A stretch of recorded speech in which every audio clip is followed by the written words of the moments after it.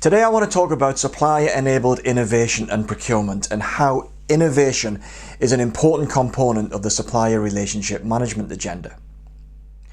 We all agree that innovation is a good thing and that smart suppliers can supplement the smart people in our organizations in generating new ideas. After finance, innovation is the lifeblood of companies and organizations that are aiming to sustain their position in their market.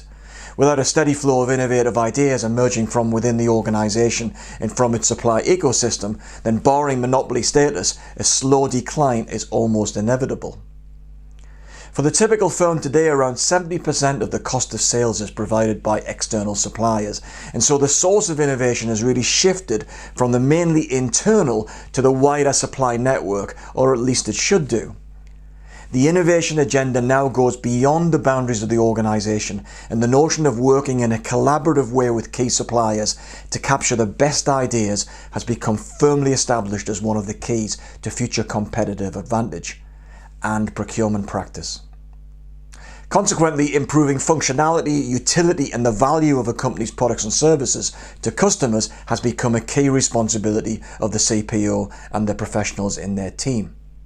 Nowadays, innovation can be found embedded in mature supplier relationship management practices, and yet successful innovation capture from suppliers is patchy and the attention brought to it sporadic.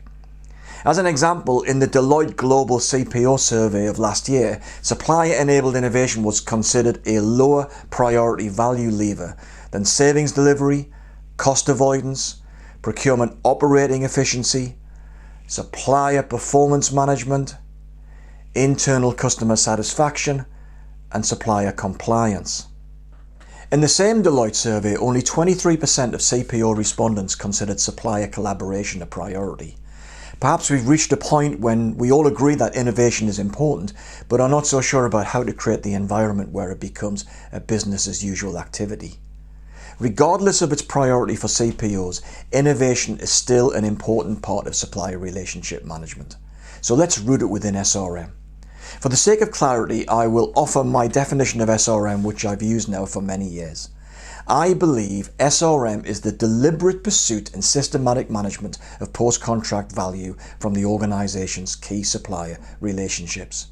It's deliberate and it's the systematic application of a number of repeatable activities, all designed to mine for additional value from engagement with suppliers.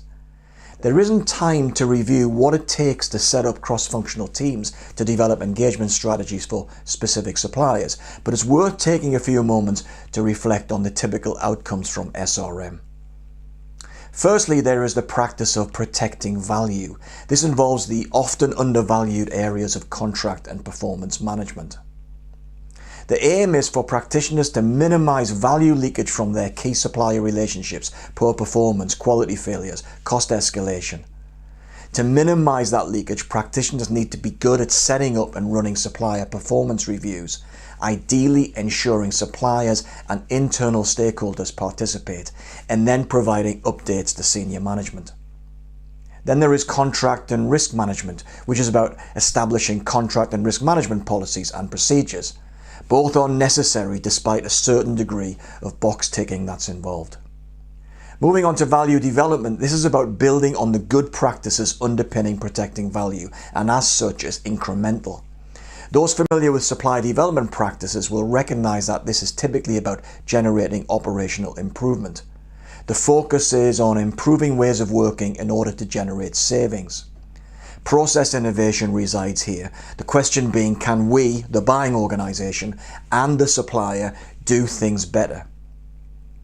Typical practices here revolve around process improvement, the ability to deploy lean and agile methods that can help identify and remove waste in the value chain, and transparency and data sharing to understand where additional value may be hidden. The ability of procurement professionals in negotiating cost transparency with suppliers is a prerequisite here. Crucial also is that practitioners are skilled in convincing suppliers of the merit of collaboration whilst designing incentives like benefit sharing. More on that topic in a later video. What is of particular importance here is for practitioners not to attempt to run before they can walk. Diving into value development activity before ensuring performance, contract and risk management is under control can be wasteful in itself. Value or supply development activities cost money, including the time of skilled people.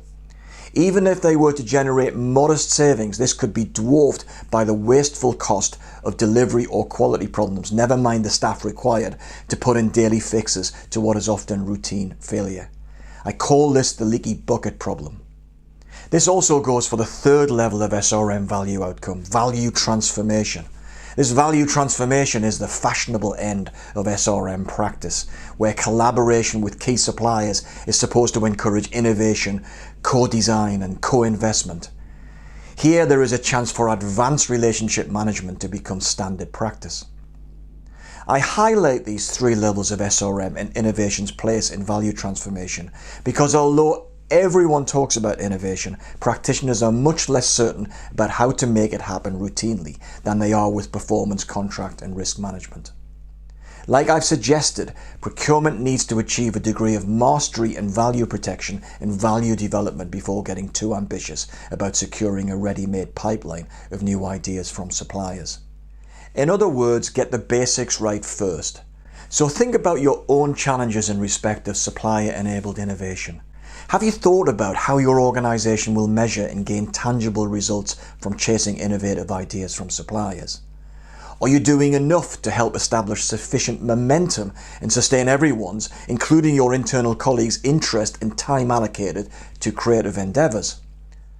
Is your organization's desire for setting formal targets for all things procurement going to increase innovation, or is setting targets going to be an unnecessary distraction, perhaps even inhibiting creativity?